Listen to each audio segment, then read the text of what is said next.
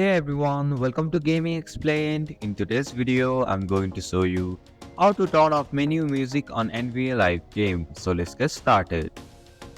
First, open the NBA Live game on your device. Tap on the settings option from the top right corner of your screen. In the settings menu, look for the preferences option.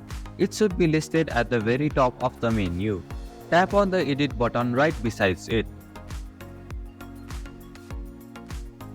Scroll down and find the menu music option in the audio section. Finally, tap on the toggle switch next to the menu music option to turn it off. The switch should move to the off position, indicating that the menu music is now disabled. And this is how you can turn off menu music on NBA Live game.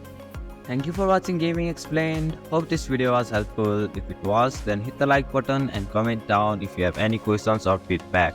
Also, if you are new to our channel, please subscribe and hit the bell icon so that you don't miss our upcoming videos.